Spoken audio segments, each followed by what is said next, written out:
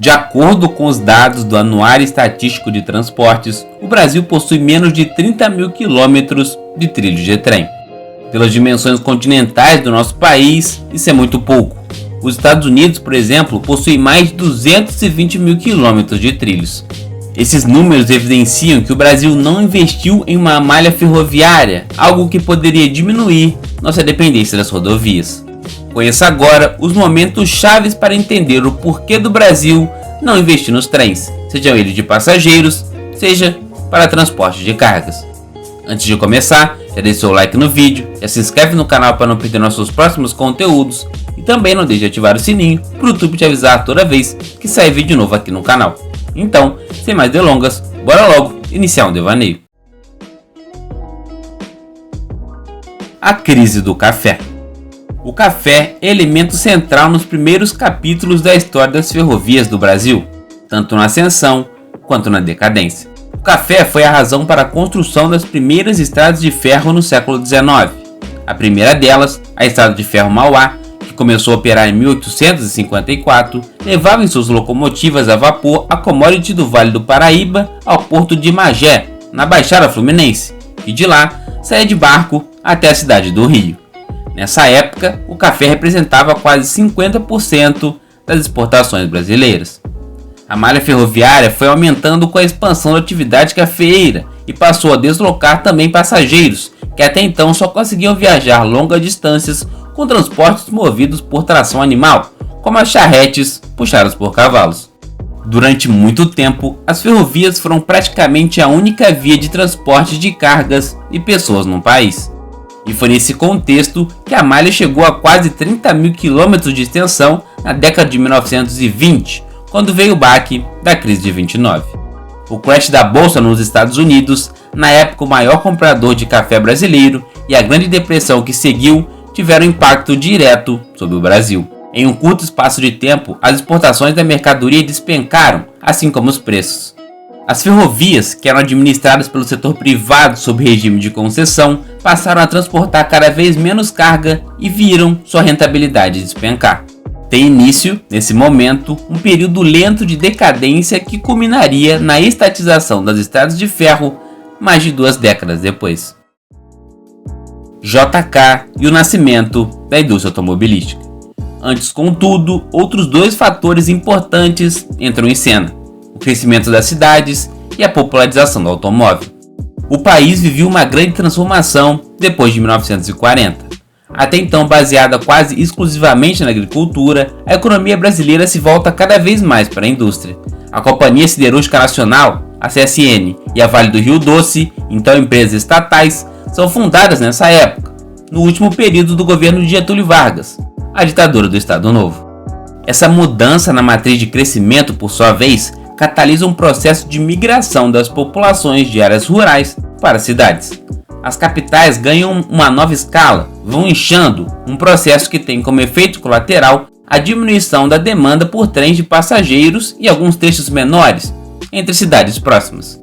Essa política de industrialização continua com o presidente Juscelino Kubitschek, que assume em 1956 e elege a indústria automobilística como catalisador de seu plano de desenvolvimento. O plano de metas de JK, que ganhou o slogan 50 anos em 5, é frequentemente apontado como o início do chamado rodoviarismo no Brasil, um movimento complexo e explicado por uma combinação de fatores. Um deles é a própria natureza da indústria automotiva, que tem uma cadeia de produção longa, com efeito multiplicador na economia e emprega uma mão de obra qualificada que até então não existia no Brasil. É nessa época, por exemplo, que se cria a base do operariado especializado, com maior poder aquisitivo. Em paralelo, a construção das rodovias eram menos custosas que as estradas de ferro e o petróleo usado para produzir combustível ainda era muito barato. No pano de fundo, a Guerra Fria estreitava as relações entre Brasil e Estados Unidos. Na tentativa de barrar a expansão da influência da União Soviética no continente, os americanos firmaram acordos de cooperação técnica e de financiamento para investimentos com diversos países da América Latina. Assim, ainda em 1956, foi criado o Grupo Executivo da Indústria Automobilística, sob o comando do capitão de mar e guerra, Lúcio Meira.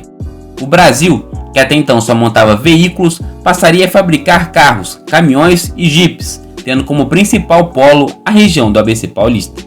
São desse período dois modelos que fizeram história no país: o Fusca e a Kombi, ambos da linha de montagem da Volkswagen em São Bernardo do Campo.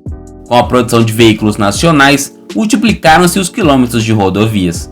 Só nos 5 anos da gestão de JK, a malha ferroviária federal pavimentada foi multiplicada por 3, de 2,9 mil quilômetros para 9,5 mil quilômetros. As ferrovias sucateadas nos anos 50. Além da redução da demanda de carga e passageiros, um outro fator contribuiu para o estado bastante acentuado de degradação física das estradas de ferro. Muitas concessões já estavam no final, próximos da devolução, e não havia cláusula nos contratos que obrigassem as concessionárias a fazer investimentos ou devolver as ferrovias no estado em que as pegaram. É nesse contexto que em 1957 surge a Rede Ferroviária Federal, estatal que passou a administrar as ferrovias que até então estavam nas mãos de diferentes empresas privadas. Inicialmente, a intenção não era destruir as ferrovias. Os primeiros relatórios da empresa demonstram que o projeto era de modernização e unificação administrativa para facilitar a integração entre os diferentes meios de transporte. Isso porque os investimentos rodoviários do plano de meta de JK não eram uma ameaça ao sistema ferroviário. A extinção das linhas de passageiros. Os projetos de recuperação e melhoria, contudo, incluíam a desativação de uma série de linhas e ramais considerados deficitários. A lógica é que o mundo de meados do século XX era completamente diferente daquele que muitas décadas antes havia norteado a construção de parte das ferrovias. Nos anos 70 e 60, subiram praticamente todas as ferrovias menores, aquelas consideradas deficitárias. Aos poucos, as linhas de passageiro foram desaparecendo, permanecendo, em alguns casos, aquelas que cruzavam as regiões metropolitanas das grandes cidades, inclusive usadas até hoje. Com o avanço da indústria automobilística e a entrada do avião em cena, as ferrovias entraram em crise, em maior ou menor medida, em todo o Ocidente. Nos países em que foram mantidas para o transporte de passageiros, o serviço, na maioria dos casos, passou às mãos do Estado. Esse é o caso, por exemplo, dos Estados Unidos, mas também da Alemanha, da Espanha e também da França. A estagnação e o corredor de commodities.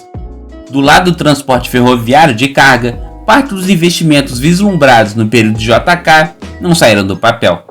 Além disso, a ditadura militar mudou o foco da política de transportes, que passou a ser mais voltada para as rodovias, com a aposta em grandes obras de engenharia, como a Ponte Rio-Niterói e alguns investimentos questionáveis, como a Transamazônica, que nunca foi concluída.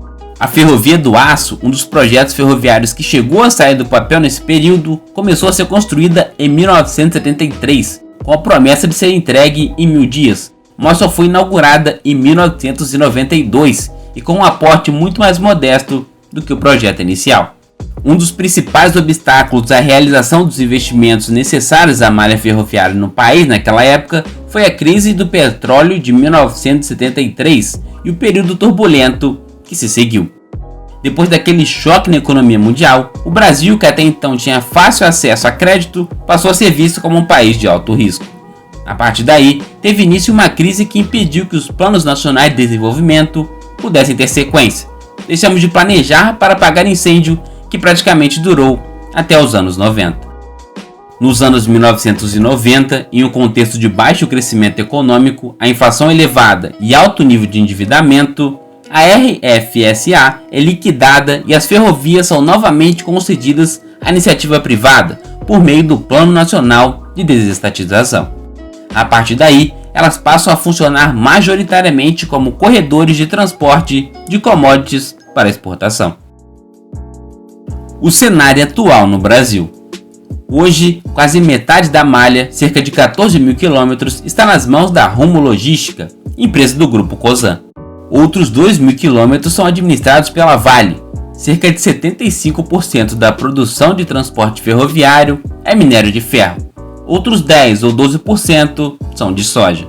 Como os contratos de concessão não prevêem a realização de investimentos e melhorias, boa parte da malha segue como foi construída no Segundo Império, com a chamada bitola métrica, já ultrapassada, bem mais estreita que a bitola internacional, usada hoje como padrão.